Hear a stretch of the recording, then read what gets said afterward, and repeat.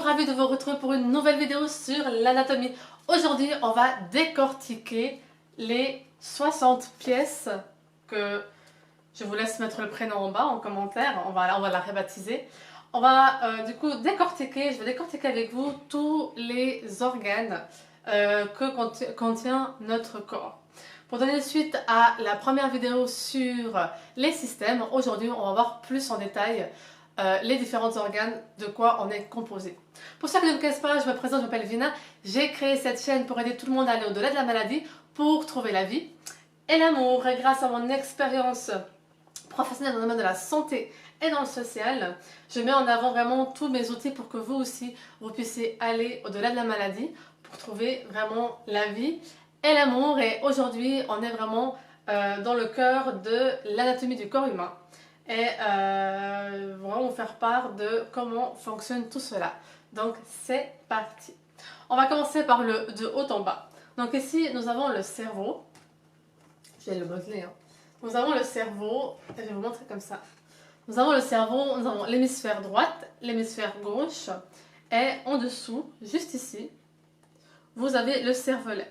Le cervelet, le cervelet et l'hypothalamus sont des organes que nous avons besoin. L'hypothalamus, c'est pour réguler tout ce qui est nerveux et voilà, nerveux, et le cervelet, c'est pour l'équilibre.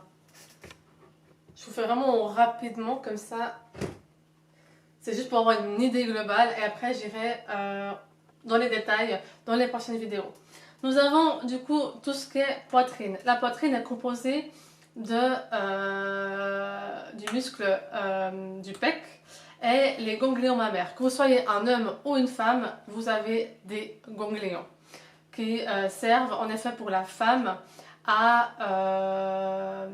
donner, à créer de la lactation pour alimenter un bébé.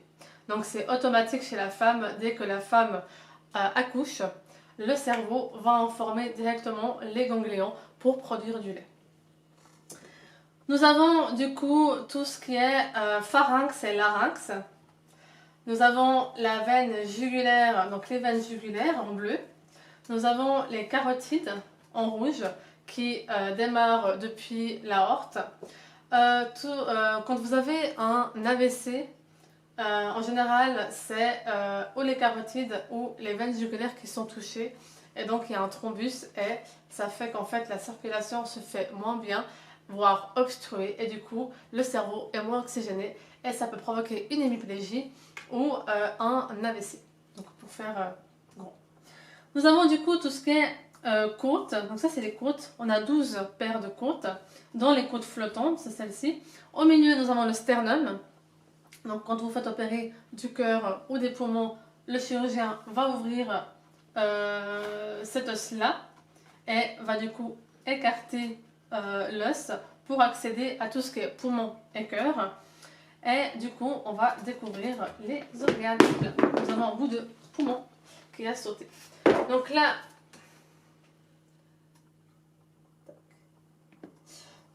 nous avons les poumons.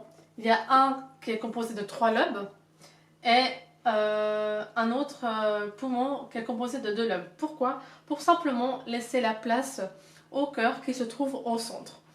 Il est clair qu'on dit toujours que le cœur est à gauche parce qu'on sent plus les battements à gauche, mais le cœur est bel et bien positionné au milieu du corps. Chez certaines personnes, elles naissent avec le cœur à l'envers, donc ça existe. Le cœur qui est plus tiré sur la droite plutôt qu'à gauche. Donc là, quand on enlève les poumons, nous trouvons tout ce qui est... Là, vous avez les branches qui commencent. Je vais juste enlever le cœur, comme ça vous voyez. Là. Tac, ça c'est le direct. Voilà. Nous avons du coup les branches qui vont se transformer en branchioles. Donc on respire par le nez et on arrive vers les branches et ensuite c'est les branchioles. Donc l'oxygène arrive vers les branchioles et les bronchiolites et après nous avons les alvéoles. Donc ça c'est la base des poumons. Là vous voyez tout ce qui est les petits points ici, ce sont vraiment les intersections des bronchioles et des veines ainsi que les artères. Donc en rouge c'est les artères, en bleu c'est les veines. Ce qui se passe par rapport au cœur, je vous fais vite, c'est quand le sang est riche en CO2.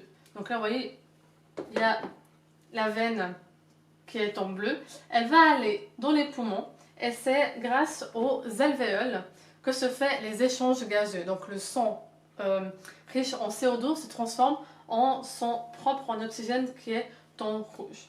Ici nous avons le diaphragme, donc le muscle qui permet de lever et d'abaisser, donc inspirer et expirer afin de muscler, enfin voilà, c'est le muscle diaphragmique qui permet la respiration. Nous avons le foie juste ici. Et juste à côté du foie, nous avons l'estomac qui est juste à côté. Ensuite,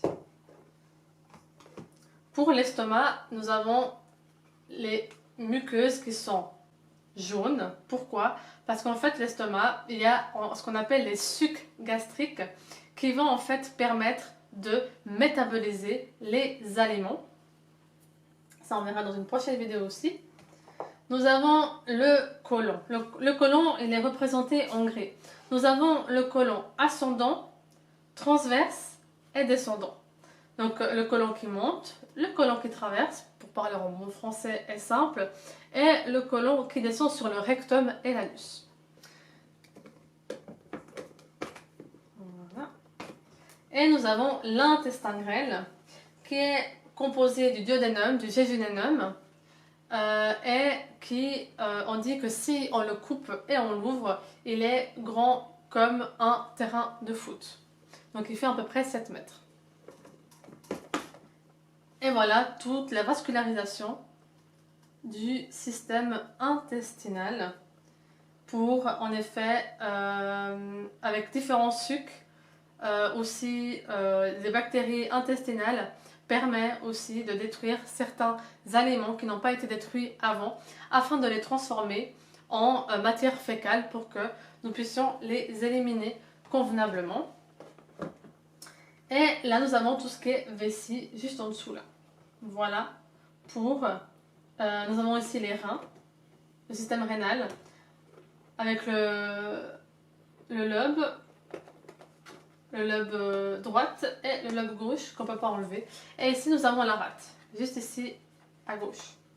Voilà en tout cas pour aujourd'hui le corps humain. Ravi de vous retrouver pour une prochaine vidéo sur différents systèmes. Ciao ciao.